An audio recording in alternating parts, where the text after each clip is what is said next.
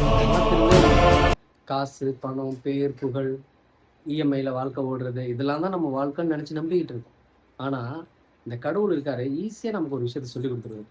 நேத்து நேபாள்ல ஒரு பனி பாறை உடைஞ்சு கீழ இருக்கிற ரிவர், அந்த தண்ணி பெரிய ஏரி மாரி அதுல வந்து விழுந்ததுல, அந்த ஃபோர்ஸ்ல அடிச்சுக்கிட்டு வந்ததுல கிட்டத்தட்ட எக்கச்சக்கமான பேர் 400க்கும் மேல ஆளுங்களே காணோம். சைனாவுக்கும், இந்தியாவுக்கும் இடைப்பட்ட அந்த ஒரு பார்டர். என்ன சொல்றதுன்னே தெரியல. நம்ம இயற்கை வந்து எப்போதுமே சொந்தம் கொண்டாடுறதுல மனுஷங்களுக்கு தனி ஒரு வகை உண்டு. எப்படின்னா, இது என்னோட நிலம், இது என்னோட நாடு, இது என்னோட ஊரு. அப்படின்னு நம்ம எத்தனையோ தடவை சொந்தம் கொண்டாடியிருக்கோம். ஆனா, அந்த இயற்கை என்ன சொல்லுதுன்னா, நம்ம எல்லாருக்கும் பொதுவானதுப்பா நாங்க.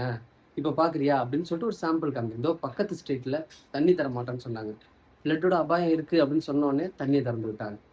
அந்த மாரி இங்க யாரும் யாரோடதுக்கும் சொந்தமே கிடையாது. இருக்கிறது சின்ன ஒரு லைஃப். அந்த சின்ன லைஃப்ல போட்டி, பொறாமை, வஞ்சகம், அடுத்தவங்க நல்லா இருக்கக்கூடாது. அவங்க ஏன் இப்படி இருக்காங்க? நம்ம ஏன் இப்படி இல்ல? அவங்கள பார்த்து பொறாம படலாமா? இவங்கள பார்த்து பொறாம படலாமா? இப்படிலாம் இல்லாம நம்மளோட வாழ்க்கைய நம்மளுக்கு பிடிச்ச மாரி சூப்பரா, செம்மையா வாழ்ந்துட்டு போணும். அதுதான் என்னோட இது. இந்த நேரத்துல இந்த நேபாள்ல உயிரிழந்தவங்களுக்கும், காணாம போனவங்களுக்கும், குழந்தைகளுக்கும் அவங்களோட அந்த மன கஷ்டத்துல இந்த சேனல் மூலியமா நம்மளோட வருத்தத்த சொல்றோம். நீங்களும் ப்ரே பண்ணுங்க. நெறைய பேர் பொழைக்கணும். நெறைய பேர் சீக்கிரமா கிடைக்கணும். அதாவது இருக்கிறது ரொம்ப கஷ்டமான விஷயம் என்ன தெரியுங்களா?